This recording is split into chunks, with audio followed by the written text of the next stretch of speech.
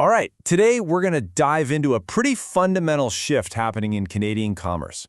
We're talking about building real, ethical, and transformative partnerships with Indigenous communities. And this isn't just about good intentions. No, it's about a clear pathway to weaving reconciliation right into the heart of a business strategy. So that leads to the big question, right? What does a true partnership in this context actually look like? Because it's so much more than just a box-ticking exercise on a corporate responsibility checklist.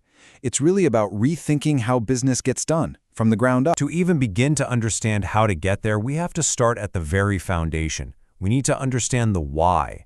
Why does this matter so deeply, not just ethically, but for the future of business itself? And that why really begins with a deep foundational respect. This idea that the rich tapestry of Indigenous heritage is woven from the threads of diverse cultures, languages, and traditions that have thrived across Canada for millennia. That's the crucial starting point. We have to recognize we aren't engaging with a blank slate, but with profound, living cultures that have existed for thousands of years. So when we talk about reconciliation in business, what are we really talking about? Well, it's not just an ethical thing you should do. Think of it more as a strategic pathway. It's a way to completely redefine commerce through mutual respect and collaboration. The real magic happens when this moves from a side project to being a central part of the entire business model. And hey, this isn't just philosophy. It brings incredible practical value to the table. Just think about traditional ecological knowledge, or TEK. This is not some relic of the past.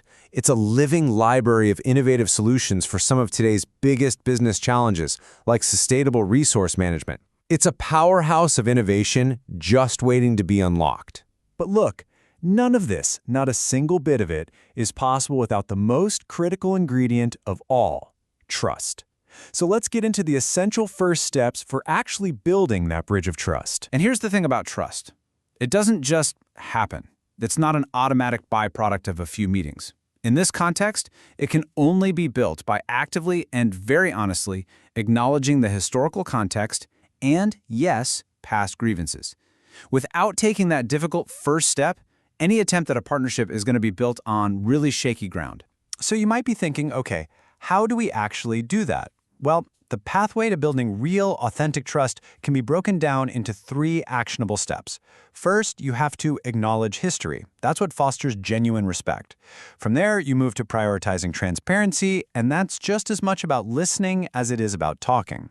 And finally, the goal is to fully integrate Indigenous voices, and I mean really integrate, moving way beyond just hearing them to actually embedding those voices in the core decision-making process. So, how do you make this all real and not just words on a page? The tools are actually pretty concrete.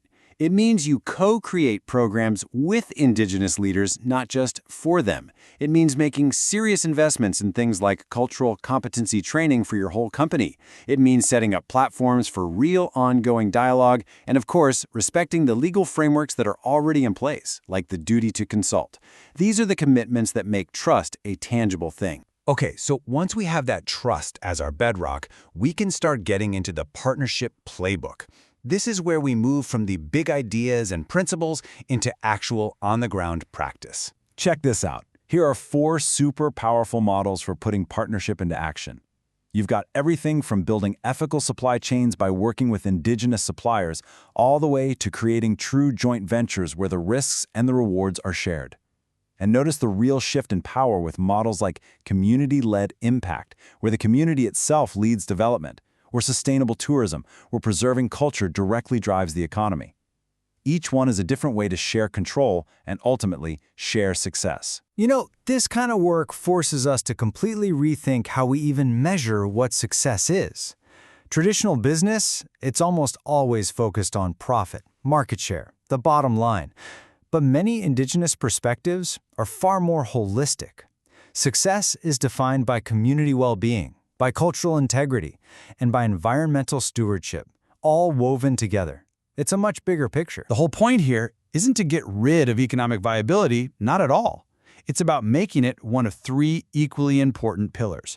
Community well-being and cultural integrity are just as critical to the project's success. A truly successful partnership isn't just profitable, It's one that strengthens the community and honors its culture. All three have to work in harmony. So after all this work, where are we headed? What's the payoff? Let's talk about this shared future that becomes possible. The mutual benefits you get from taking this journey seriously. The cool thing is, the benefits just keep spreading out like a ripple in a pond. When growth is truly shared, you build real economic resilience. When you bring different ways of knowing together, you spark amazing innovation. This path naturally leads to better environmental stewardship. And for the company, it builds its own cultural competency. And what happens when you add all that up? You're contributing to a more just, more prosperous society for everyone. When you boil it all down, it really comes back to this incredible vision. Bridging modern business with Indigenous wisdom offers a pathway toward a future where corporate success and cultural integrity coexist harmoniously. That harmony, that's the ultimate prize. So, what's the big takeaway here? It's that this pathway isn't just some theory. It's real, and it's actionable. It's a journey that starts with respect, is built on a foundation of trust, and leads to a future where success is shared. And that really just leaves us with one final question to think about. Your pathway to partnership starts right now. What is your first step?